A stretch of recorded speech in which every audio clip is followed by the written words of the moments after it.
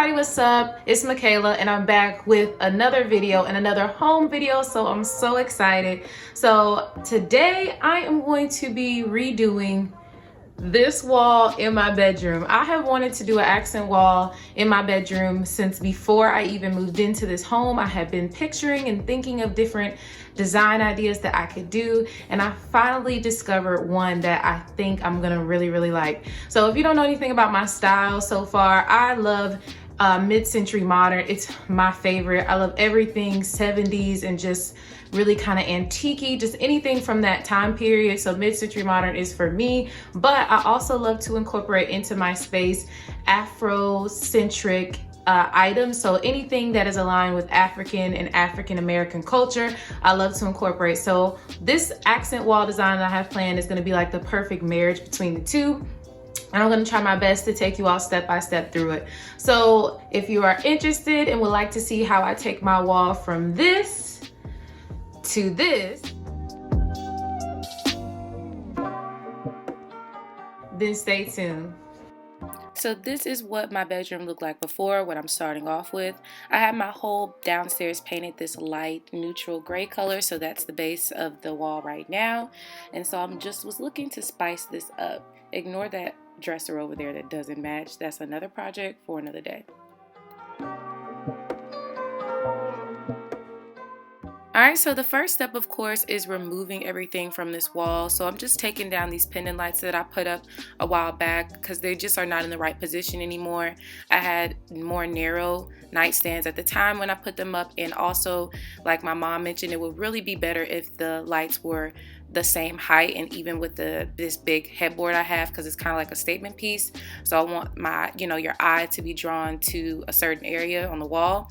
So yeah, definitely going to move the location of those. So I'm going to fill those holes in to be able to, have a smooth paint job all over the wall.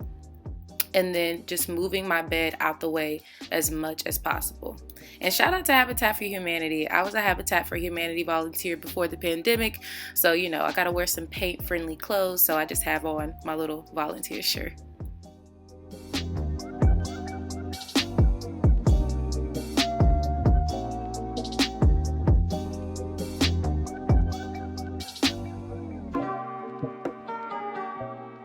Alright, here's the paint color that I went with for this project. I got it from Home Depot and it's called Onyx Black. I love it because it's just kind of like a soft tone black that's not too harsh, that I think would be perfect for my room. When you see me wearing a mask in these clips, it's because my friend came over to help me and just keep me company while I did this project. So wearing a mask, make sure we stay safe and all of that.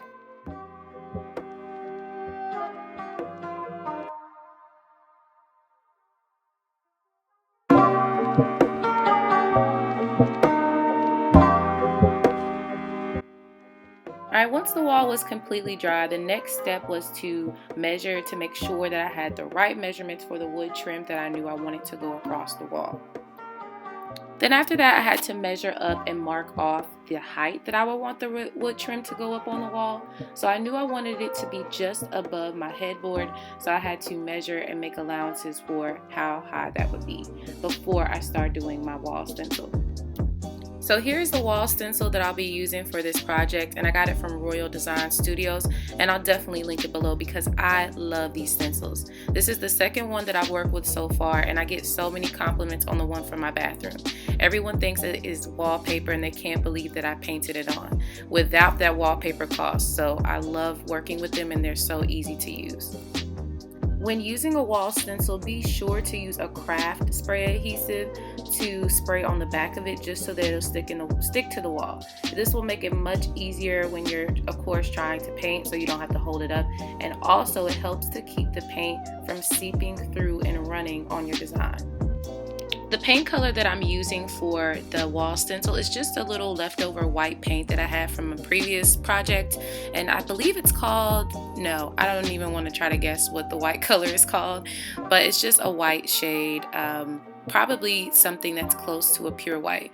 Anything you want to use is perfectly up to you. I just really wanted that light on dark contrast for this design because in pictures I saw online, I think those look the best, but you can definitely do the opposite if that's what you choose, or even, a neutral color.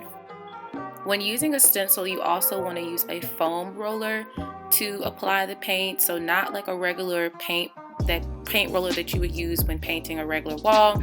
You want to use something light, and the best technique that you also will see in the instructions is to kind of rub off some of the paint, the excess paint from the roller, before you start.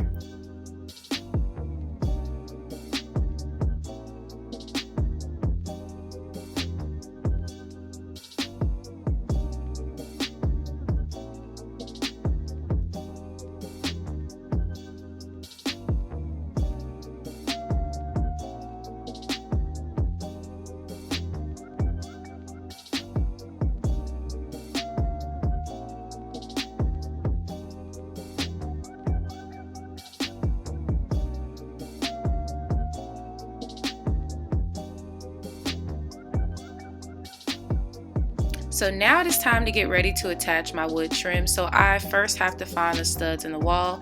So I'm just using my little stud finder to quickly find the studs, and then I'm going to mark them off with a piece of green tape. So then I know where that I can hammer my nail into the wall to attach them. Also, through this, you might want to not do it at night like I did, because I'm pretty sure that I drove my neighbors crazy trying to hammer these nails into the studs in this wall. But you know what? It's okay. Hopefully by now they're used to me, but no complaints so far. But I try to be cognizant of that when I'm doing projects, to not disturb anybody. So you can probably barely see me over there, but I'm just doing the same thing. So my wall is so long, I had to attach it in. I had to buy 2 different pieces of 8-foot 1x4 trim, and then I just cut the second one to size with my little handheld circular saw. And so now I'm just, tapping it into place, and then I'm going to start hammering it to attach it to the wall, just like the first piece. And oh yeah, definitely before doing this, make sure that you have a leveler, and you make sure that the trim is level to the wall before you hammer it into place. So that little piece you saw me put up there just a few seconds ago was my leveler, just so I can make sure it wasn't crooked on the wall. Alright, so now we've come to the very last step of this project, which is just to stain the wood. If you like this color, of course, you could just leave it this way, but I wanted it to kind of blend with the furniture in my room, so I chose the same dark walnut varathane stain, but I just did one kind of light coat with it. I didn't do a finisher like a polyurethane over it because it's on the wall. No one should be touching it or anything like that, but if you would like to put a polyurethane finish on it to, protect the wood color, then definitely go ahead. Also, a good idea with this would be to add another piece of wood trim on top to create like a little shelf where you could put like plants and things like that on it. But I just chose not to go with that option because I didn't want it to take away from my headboard or to be too busy. But I don't know, who knows in the future if I might get bored and decide to add it. But that is an idea if you kind of want to add a little more to this wall. So I definitely spoke way too fast in the last clip. The very last step for me was reattaching my pendant lights to the wall.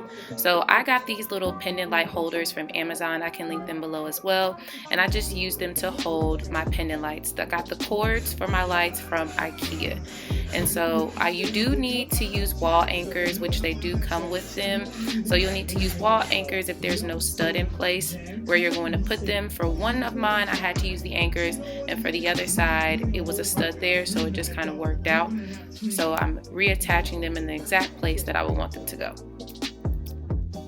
So I was in IKEA one day when I was buying some things, and I saw in the as is section they had these gorgeous big beautiful glass bulbs for $4 each. So I picked up 3 of them because I knew I wanted to upgrade the little pendant light shade that I currently had on there, just to make the space a little more mature, a little grown up. And so these were perfect. So I'm just replacing them and attaching them to the little pendant light cord instead of the first ones I had.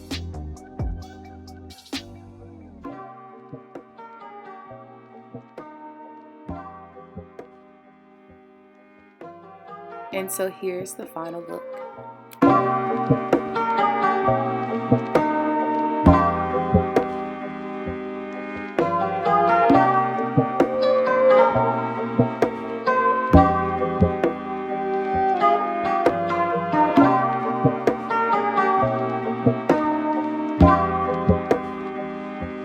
right, y'all, that is it for this video. I hope you guys enjoyed this video and got some Afrocentric mid-century modern inspiration. Make sure to like, comment, and subscribe. Let me know what you think down in the comments below. See y'all next time.